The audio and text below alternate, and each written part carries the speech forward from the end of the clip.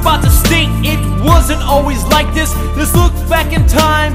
History reminds us, one army, one land, one central authority, crushing the Romans, Persians put in fear. The Ummah like a lion, no need to shed a tear. When the village was attacked by the kuffar, the Khalif heard the sisters cry, prepared for war. Attacking the city, destroying it from existence. Lesson number one, don't ever mess with Muslims. The Imam of the Ummah is a shield, where he protects the Ummah and where the Ummah fights behind him. Where is this shield today to protect the Ummah? What happened to this shield to honor and dignify the Ummah? In 1917, Prime Minister of Britain, after entering Jerusalem, stated, "The Crusade War has ended." In the same year, the French General Gouraud went to the grave of Salahuddin Ayyubi. Salahuddin Ayyubi, the one who 730 years prior crushed the Crusade and liberated Palestine and Syria. He went to his grave in Damascus and kicked it and said, "Wake up, O Salahuddin, we are here." How do they do this to you and me? We turn on the TV and all we see is a world full of casualties, a generation agony. Our Ummah is a misery. Let's go back to the beginning of the century and review our history. From one side to the other side of the globe, the system of Islam ruled over the world. They went to the Muslims for all their solutions, from mathematics to biology, the advancement and technology. The Kafir women used to imitate our women. They wanted the same respect that the Muslim sisters were given, while the enemies of Islam were trying to twist the Quran, trying to write a surah like Allah's. They all failed miserably, and many of them responded, "Ashhadu an la ilaha illallah wa ashhadu anna Muhammadun Rasulullah." Allah has challenged the humanity until the day of judgment to produce a surah or an ayah like the Quran, and Allah assured that they will never be able to make a surah like it.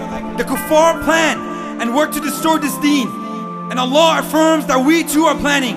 And if all the people of the world got together, they still could not and will never be able to put a scratch, a size of a mustard seed on the throne of Almighty Allah subhanahu wa ta'ala. After failing on the battlefield, the kuffar got together and decided to yield. They said we must change the way the Muslims think, and sure enough, the Muslim Ummah began to sink.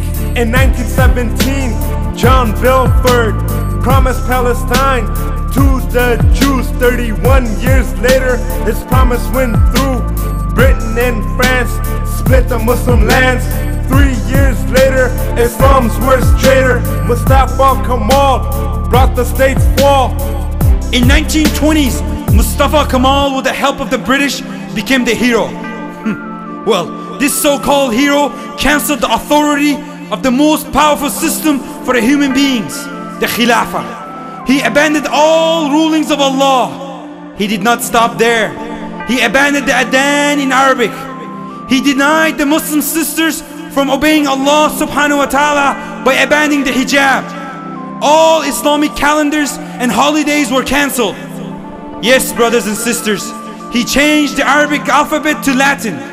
By doing so, he made sure the next generation will be lost and have no connection to their Islamic roots, as they cannot read or write all the Islamic culture that was recorded. This Islamic system, sent by the creator of Alameen, went from the application in life to be in the museum for the people to go and see in Turkey. In 1924, our state was demolished. 100 years of planning and their plans were accomplished. Kafirs broke our bondage, contaminated our knowledge. Better listen up, cause you won't learn this in college. Beginning of the end and the divisions began. Step by step, they divided our lands. In 1921, Saudi Arabia and Iran. Next year, Egypt, and in 32, Iraq. In 1945, Jordan, Indonesia, Lebanon and Syria. 2 years later, the division of India, the Muslims took a stand and demanded the ruling of Islam. So they gave them Pakistan, but it was only an illusion, a false resolution, far from a solution. In 1948, the Jews established their Israeli state. In 1901, the Kuffar went to Sultan Abdul Hamid II and offered to pay tremendous amount of money to the Islamic State for Palestine. Sultan Abdul Hamid II replied, "I am not going to give 1 inch of Palestine to the Jews, as Palestine is not mine to give, but it belongs to the Ummah, and Ummah have shed blood to defend this land.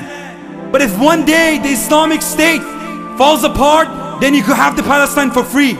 But as long as I'm alive, I would rather have my flesh be cut out than cut Palestine from the Muslim land. I will not allow any carving while we are alive." 1960s, Somalia, Nigeria, Kuwait and Algeria. In 1964 came the PLO. Yasser Arafat, the US scarecrow. A great decline in 1969 when the West was training Muslim scholars for hire. Jews were setting Al-Aqsa Mosque on fire. Let's recall 1974, those who don't remember. That was the year that we had Black September. The King of Jordan and Yasser Arafat began their plot. Shot after shot, Muslim blood spilled as innocent Muslims were killed. Communism attacked, but Muslims fought back. The sincere Mujahideen of Afghanistan fought and pushed back the Russians, and then they started to fight among themselves. Khomeini became in power with the promise of ruling and raising the Ummah to the level of dignity, but his promise never went through. Soon after, Iran and Iraq went to war, and millions of innocent Muslims died.